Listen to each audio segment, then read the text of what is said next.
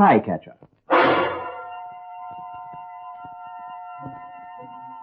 A series of true stories of the unceasing search for enemy spies in wartime, based on the memoirs of Lieutenant Colonel Arrested Pinto of the Allied Counterintelligence Service. This week's story is entitled Game, Set, and Match. The part of Colonel Pinto is played by Bernard Archer. It's an axiom of counterintelligence work that once a trick or technique is known to the other side, it must be abandoned. No matter how well it's worked in the past, it must be ruthlessly scrapped. In the late autumn of 1944, I'd moved my headquarters to Eindhoven in Holland. The area had just been liberated by the Allied armies, and it was my task, just behind the lines, to seek out the traitors and spies who'd been working for the Germans and who'd been left behind in the German retreat.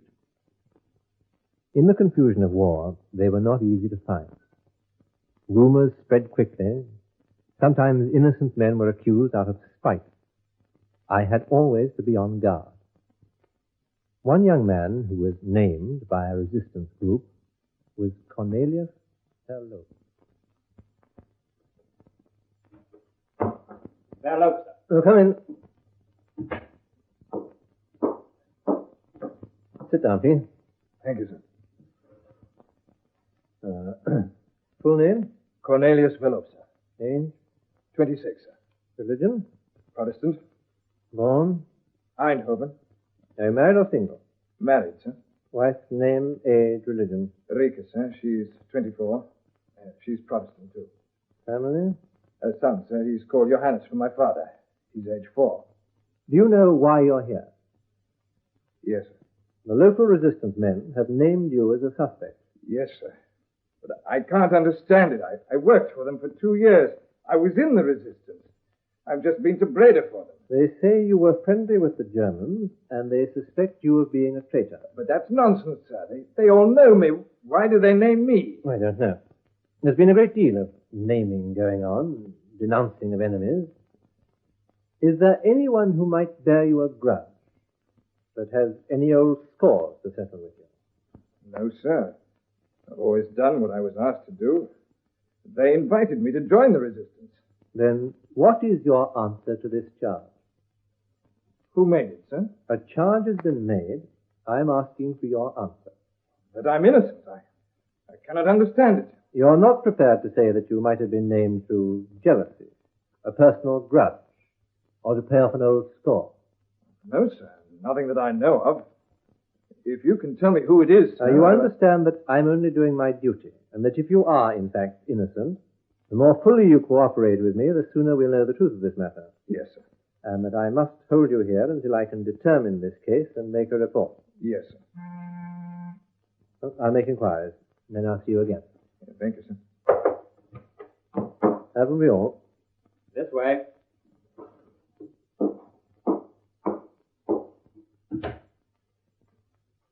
When Verloop had gone, I made an examination of his personal belongings. He seemed honest and genuinely confused by the charge. He had been to Breda on a job for the resistance, and we had arrested him on his return and searched him. His belongings were ordinary enough, and most of them innocent enough. A fountain pen, a small amount of money,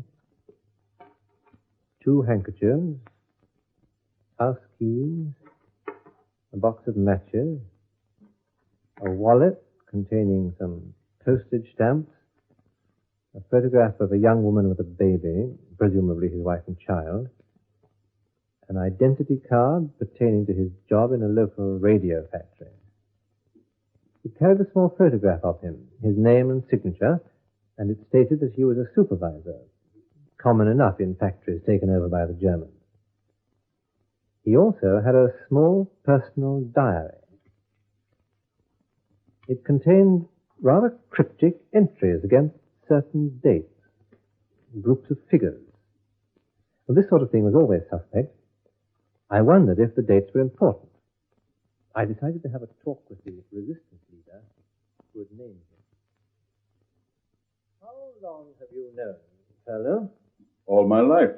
He's a local lad. And how long was he with your resistance group? About 2 years. Before that, he helped us from time to time. What kind of help? He worked in a radio factory. He was a supervisor, and that was useful to us. He supplied us with valves and equipment from time to time to repair our radio sets, later to build a small transmitter. And he gave us information, told us what kind of equipment the Germans were making, and about the output of the factory, which we sent to England. Did you do any sabotage in his factory? Yes. Did he help? Yes. How? He told us when new equipment was ready and led our party in to deal with it. Once he told us of a wagon that was loaded with the new equipment, and we were able to destroy it. Why do you suspect him? Well, it was later, when he was in the group, this last year. On 6 different raids that Verloop was on, something went wrong. There was the bridge at Helmand. We had special explosives given us for that job. It was very important that the bridge should be blown. Verloop volunteered to do it. We'd lost some of our best men a week before, so I said yes. We blew the bridge and returned. In the morning, we found that the bridge had been hardly damaged at all. It was working again in 24 hours, and our special explosives had been used up. Go on. Well, that bridge at Helmand. There was a German guard post near it. It's an important railway bridge. When Verloop was watching that job, the Germans never opened fire. And the others? 4 raids that Verloop was on. All in the past year, the Germans were waiting for us. We had casualties, but Verloop was never hit. Were you ever hit? Yes, once in the leg. During one of the raids when Verloop was not hit? Yes. But you were able to escape? Yes. Are you suggesting that because he wasn't wounded or killed in these attacks, that he's suspect? No, I don't mean that at all. You know that there are soldiers outside, British soldiers, who fought all the way from Normandy. Their units have had casualties, sometimes heavy casualties, but they have come through. You're not suggesting that they have some arrangement with the Germans? With soldiers, it is different. They're fighting a battle. In the resistance, it's 4 or 5 men pinned down. The German guards can pick almost anyone they like. Now, there was the raid at Hazer. That evening, Verloop called off. He couldn't come. And the Germans were waiting for us. They waited until we got to the railway line and opened fire. We lost 4 men. But you're not suggesting that Verloop's defection was known to every German guard in the area, that it was common knowledge even to a German private soldier that he mustn't fire at Verloop? No. Then what is the substance of the charge against him? Sir, many things can happen in a resistance group. We know that some men, not only here, but in Belgium and France too, after a year or more of danger, want to get out of it. Those who work near the Germans in a factory like Verloop can go to the Germans, tell them, and, well, then they have it both ways. They're trusted by us, and there's no danger of being arrested or captured. Yes. Yes, I know that has happened. Everything went well with us until a year ago, sir. We think it was Verloop, and we're asking your help. That is the substance of the charge. Yes. We all feel the same about it. Thank you. Hello. I've been talking to the leader of your resistance group. He tells me... Was it he who named me? I have many cases to deal with besides yours, and I have occasion to meet resistance leaders. Yes, I'm sorry, sir. I was saying. He tells me that before you joined the group, you'd done a great deal of valuable work for them. Yes, sir. Well, tell me about it. Did he tell you that at first I refused to join the group? No. Why did you refuse to join? It was at the beginning, sir. I'd been married only a year. My wife was expecting our child. I thought my first duty was to my wife and child. So when they asked me, I said no. The resistance had just started. There were plenty of young men who wanted to join. After Johannes was born, they came to me again. Who came to you? Well, it was a friend of my family, sir, cousin of my mother's, Jan van Hoek. He was killed in one of the raids. What did he want of you? He knew about the baby, but he asked me if I could get some radio parts from the factory to repair a radio set. I said I'd try. I got them for him. About a month later, he came back and asked if I could get some other things for them. You could do this without danger? Not without some danger. You can't do anything against the Germans without some danger. But I was then a supervisor. I could move about. I wasn't tied to the bench. So I could do it easier than any of the other workers. You offered to steal these parts and pass them on to the resistance. Yes. And when I gave them to him, I also told him of new radio sets that were being made for the German aircraft. He was interested and asked for more information about the sets, which he told me was being passed on to England, to the RAF. Again he came. It was for some parts for a transmitter. And he also said that the RAF wanted information about the output of the factory and about any new sets that were being made. You were able to get this secret information? Oh, some of it, sir. As a supervisor, I had a special pass. It was called a white pass. This pass? Yes, sir, that's it. Only certain supervisors were allowed into certain departments. It says so there. How long did you go on passing this information? About 2 years, sir. And then I told them that a shipment of new sets had been completed and was ready to go to Germany. They asked me if I would lead them into the yard that night and point out the wagon. Well, I was scared at first, but I was the only one who could lead them to it, so I agreed. They put incendiary bombs in the wagon. They knew exactly where to place them. And in just a few minutes, the job was done and we were away. I was very impressed, very pleased to have done something like that. And I decided that this was what I wanted to do, something active, something you could see. And after that, you took part in the raid. Yes. Let's talk about the last year. It was then that things began to go wrong. Yes, it wasn't so easy then. Do you know why it wasn't so easy? Well, the Germans were taking greater care. There had been so much sabotage, they put on more guards. I know that they doubled the guard at the factory. On a number of occasions, raiding parties were ambushed. Yes, sir. I was in some of those raids. In each case, the raiding party had casualties, but you were never hit. That's correct, sir. They say that you seemed to bear a charmed life. Others were killed and wounded, more and more in each successive ambush, a steady decimation of the group. But you were never hit. Can you explain that? There were others who weren't shot. Only 2 others, and they didn't take part in as many raids as you did. I'm asking about you. I suppose, well, because I kept myself well trained, sir. I took these raids seriously. They were very dangerous. Some of the men were very careless. I kept myself fit and well trained. When we were going to the place, I always kept my eyes open for good cover, and I listened carefully all the time. After all, we were being ambushed often. My carbine was always in good order. When trouble started, I took good cover. I always stayed to fight. I never ran away. I wasn't wounded, but that's how a soldier should behave. And then there was the raid at Hazer. That was perhaps the worst ambush of them all. Yes, sir. I wasn't at Hazer. Why not? I called off that night, sir. I had a bad cold. I went to bed. A cold? Was that enough to keep you from an important raid? Yes, sir. I had a bad cold and a cough. In the darkness, when you must be silent, a man with a cough is a danger to all his comrades. Nevertheless, this party was ambushed and suffered very heavy casualties. Yes, sir. We lost many men. Some of our best men. My friend, Jan van Hoek, was killed. And our leader was wounded. And when you had lost so many men, most of your best men, there came the affair of Helmond. Now, as I understand it, it was an important railway bridge, and it had to be destroyed to start the German retreat. Yes, sir. So important that specially constructed explosives were supplied to your group for this job. That's right, sir. But by now, most of your best men had been killed, and the leader was wounded, and you volunteered to destroy the bridge. Yes, sir. You went there, you placed the charges, and you failed to destroy the bridge. I blew up part of it, sir. But not enough. No, sir. And the strange thing happened that night. There was no ambush. There was no ambush, and you botched the job. It couldn't have been better for the Germans. Is that the charge against me, sir? Is that what they're saying? That I'm a traitor because I couldn't blow up the bridge? I tried. I did my best. All the explosives didn't go off. That's why it wasn't destroyed. I destroyed part of it, but the rest didn't go off. Am I to die because I didn't destroy the bridge? Is that what they want? No. I don't think they want you to die for not blowing the bridge. They want you to die for being in league with the Germans. Because there was no ambush that night.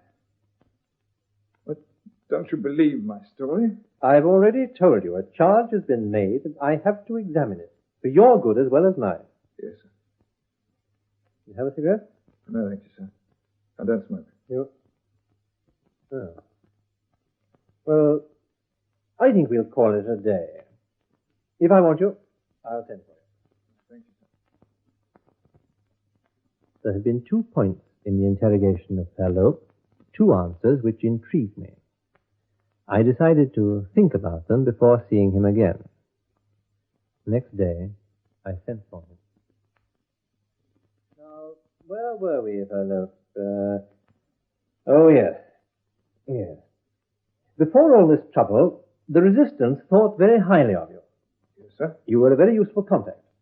You obtained radio parts for them so that they could repair their radio sets and listen to instructions from London.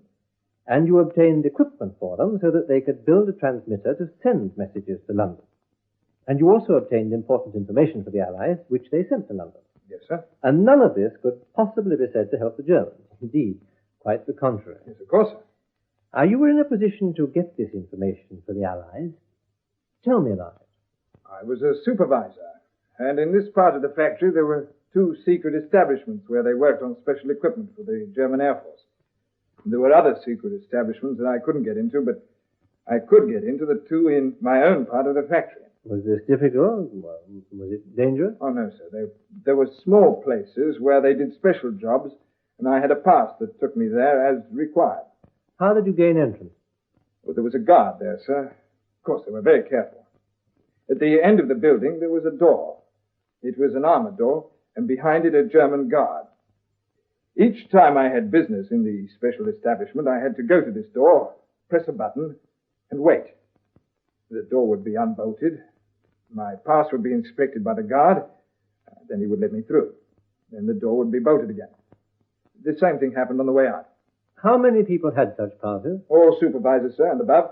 Senior supervisors, managers. But only for their own part of the factory. Only Germans were allowed to go everywhere. How did you pass this information to the Resistance? Was it written down? Well, not at the time, sir. But to pass it on to the Resistance, to send it to England accurately, you must have written it down. Yes, sir, when I got home. Writing down such information would be dangerous. Did you have a code for it? Well, no, sir. It could be done in figures. It was radio circuits and wave bands mostly. It could be done in formula and figures. I see. And this rather cryptic method was enough for this purpose? Yes, sir. When did you stop passing on information about the Germans to the Allies? About a year ago, sir. Why was this? Well, by that time it was more important to sabotage the equipment, to destroy it, than just to report on it. Then perhaps you'll explain to me why this year you've continued to make cryptic little notes in your personal diary. What notes, sir? I'll read them to you. Perhaps you can tell me what they mean. There are a number of them. They go back as far as March. It was about then that the ambushing began.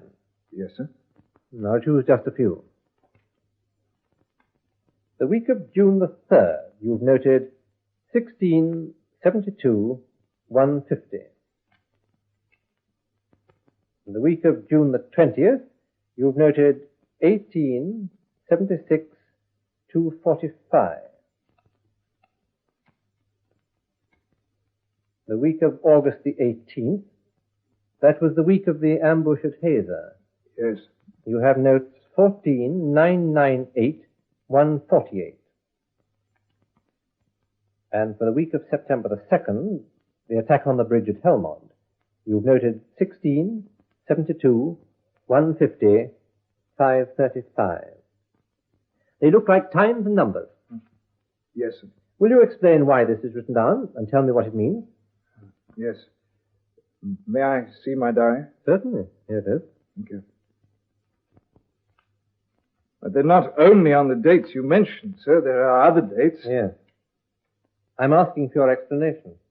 I told you, sir, that to go on a raid you should be in good health and be fit. I decided that I must be fit, and I made myself very fit. Go on. Well, these are my notes, sir. I always made a check before I went on a raid. I would do exercises, sir. I'd go swimming. These are my swimming times, running times, pulse rate, respiration, my my weight, and things like that. Here, look, sir. Each month I've recorded my weight. Here, you see here, 150. You see, I wanted to know that I was fit for a job. Here, you see, is my pulse rate, 70. That's quite normal.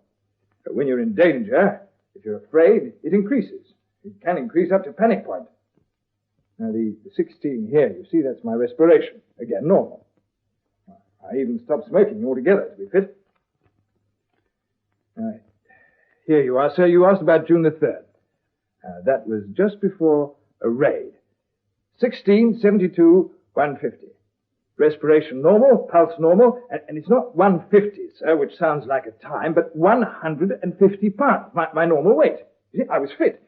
Here are my swimming times, my running Yes, times. all right, I accept your explanation. Thank you. Now, I want you to tell me again about the factory and about this special pass. Well, the secret part of the factory was the armored door. I had to go there, press the button. The door would be unbolted and opened. My pass was presented with my photograph on it, and I then went through into the secret establishment. All this time you were in the sight of other workmen. Yes, sir, all the time. You were suspected of having met with the Germans and passed on information about the resistance to them. I never met with the Germans. At work or afterwards, I was always with my own people. If I had met the Germans, the resistance could have followed me. Of course. Cigarette? I don't smoke, sir. Gave it up. Of course. In order to keep fit. I see you still carry matches. Do you mind if I use them? No.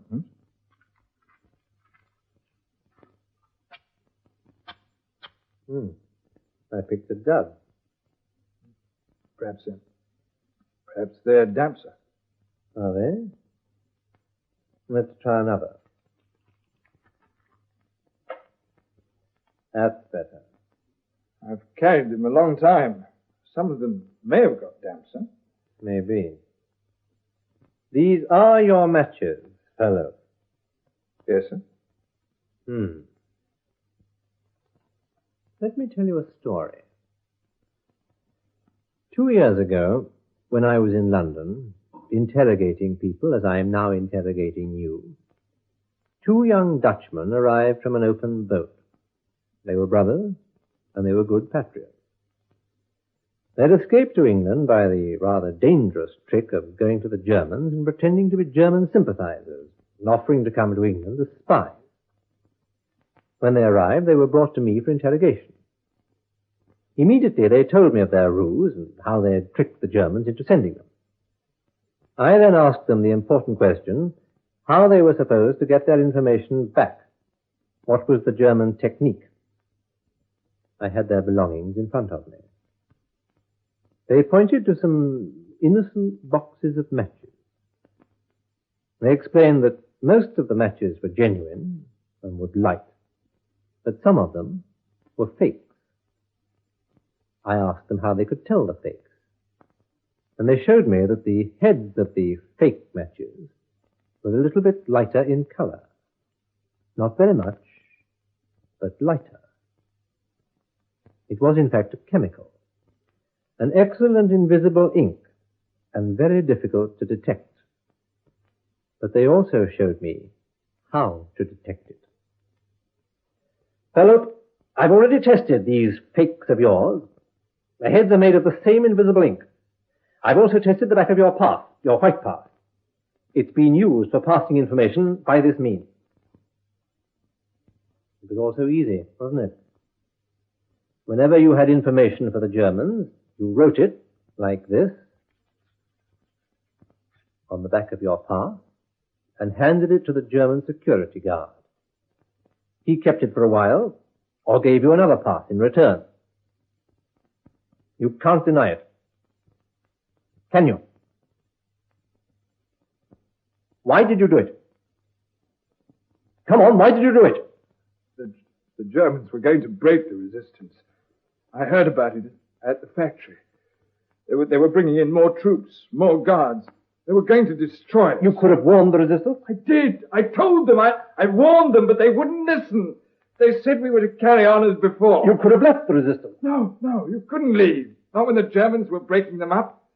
They would say I was a coward. So, to save your own skin, you went to the Germans. No, sir. Well, what were you trying to save? My baby, sir. My wife and my baby. And when you went to them, the Germans forced you to stay in the resistance to betray their plan. Yes, sir. Will they shoot me, sir? Perhaps. I'm sorry I did it, sir. But I'll help you. I'll tell you all I know. I know about other spies, about German spies. Will you make such a statement now? Yes, sir.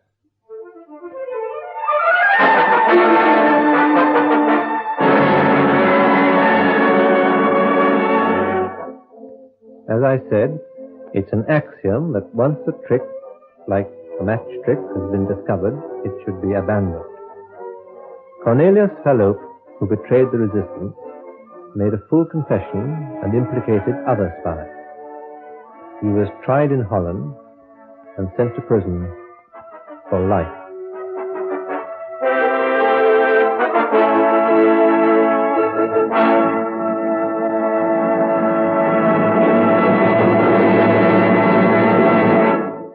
You've been listening to Spycatcher, with Bernard Archard as Colonel Oreste Pinto. The script was written by Robert Barr, and the program produced for the BBC by Charles Maxwell.